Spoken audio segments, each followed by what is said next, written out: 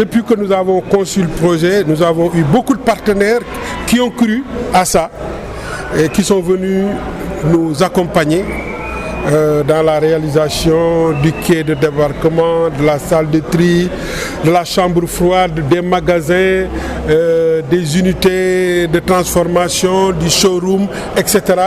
Aujourd'hui, tout est fini. Et les rares infrastructures qui restent, notamment le pavage de l'aire de stationnement des gros porteurs, tout est en chantier.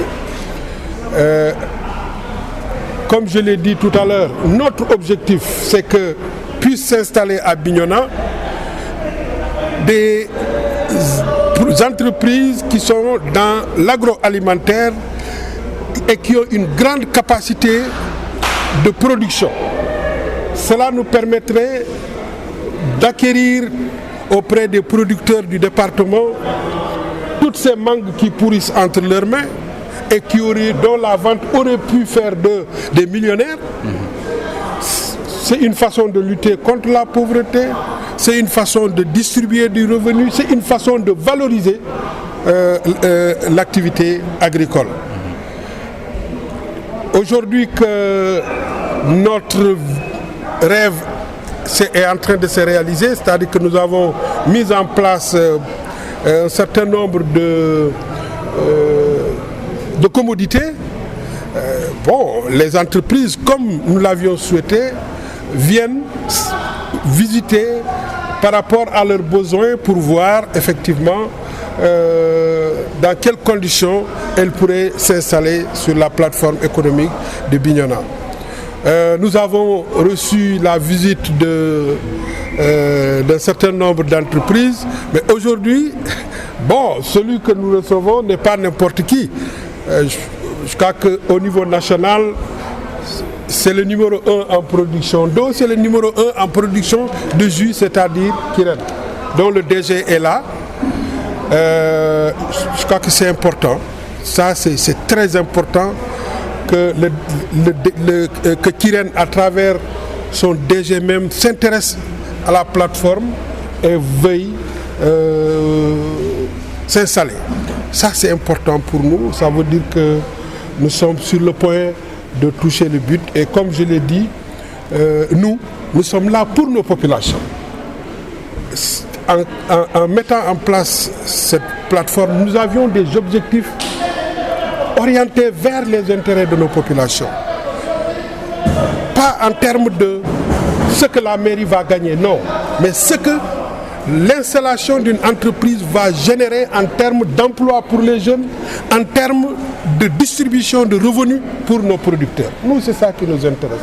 Et c'est le critère fondamental qui va, en tout cas, orienter nos délibérations par rapport à l'octroi des bâtiments à telle ou telle entreprise. Voilà, si vous voulez, l'objet de notre visite.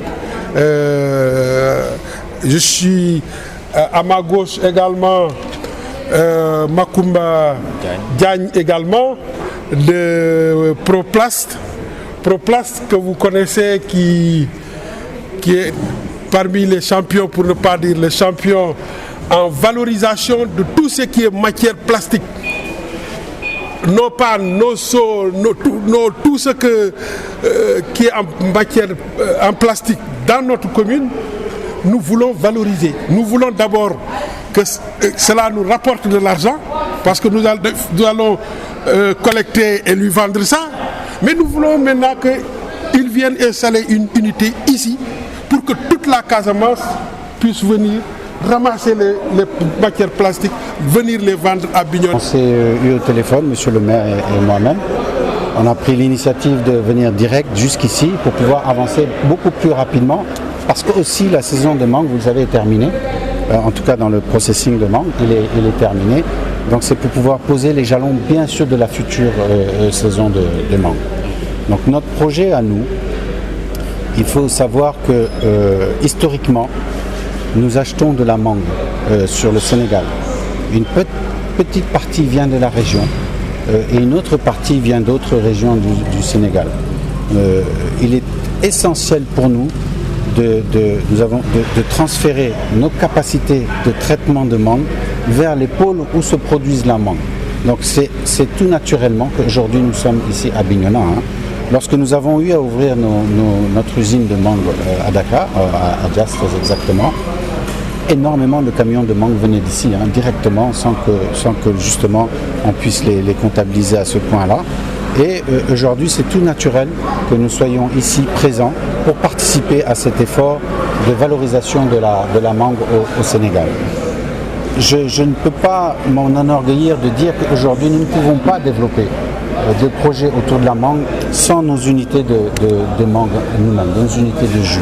Parce que nous captons énormément de volume de mangue. Nous avons aujourd'hui un besoin de 5000 tonnes immédiats pour traiter la mangue, ce qui nous arrive aujourd'hui à avoir à peu près 3000 tonnes de pulpe de jus pour pouvoir exploiter dans nos productions de jus. Et c'est les besoins que nous avons pour le Sénégal.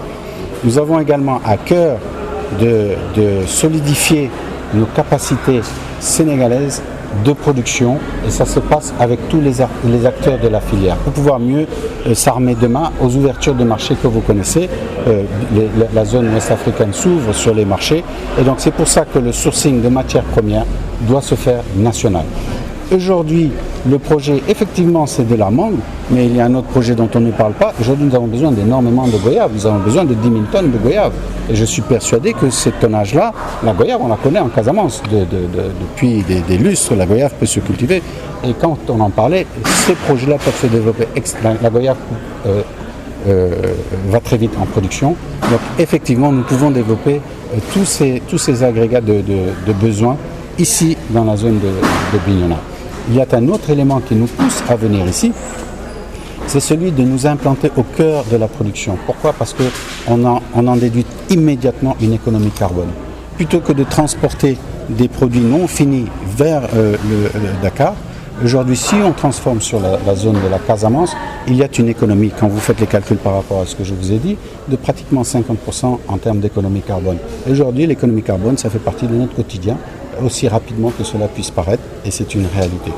L'autre point, enfin, c'est que nous avons le devoir, étant industrie nationale, de créer de l'emploi.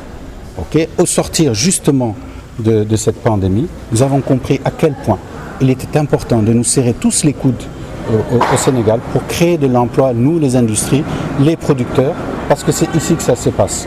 Nous avons fait l'exercice lorsque nous avons acheté de la mangue sur Bignona. Ils peuvent vous dire, je suis libre de dire que quand nous payons directement les agriculteurs sur les récoltes que nous faisons avec eux, eh ben c'est une injection directe de centaines de millions, voire milliards dans l'économie locale. Et forcément, si c'est une économie locale qui est dynamisée, c'est tout le national qui est dynamisé.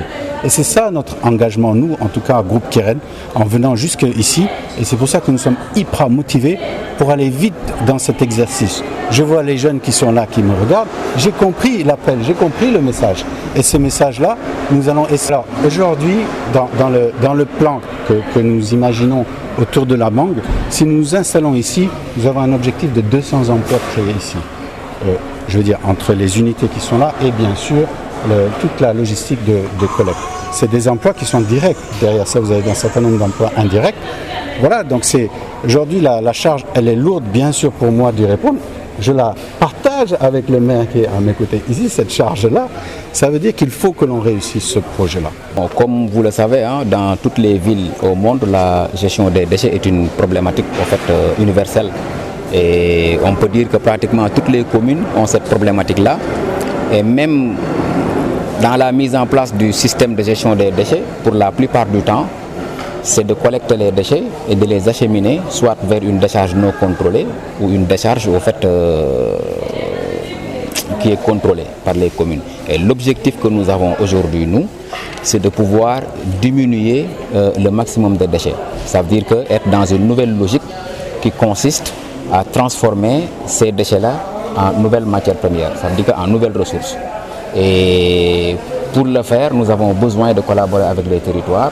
Et ce que j'ai vu ici au niveau de Bignona montre que le maire a une vision. Et vraiment, je suis très heureux quand même d'avoir participé à cette visite-là. D'autant plus que nous travaillons avec l'entreprise Keren, qui est une très grande entreprise au fait qui produit déjà des produits que nous connaissons tous. Et dans la production des denrées alimentaires que Kiren met sur le marché, il y a quand même une bonne quantité de déchets.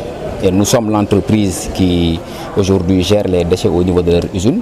Et partout où Kiren va aller s'installer, je pense qu'il serait beaucoup plus logique qu'on puisse être ensemble pour être dans une dynamique d'économie circulaire, d'écologie industrielle.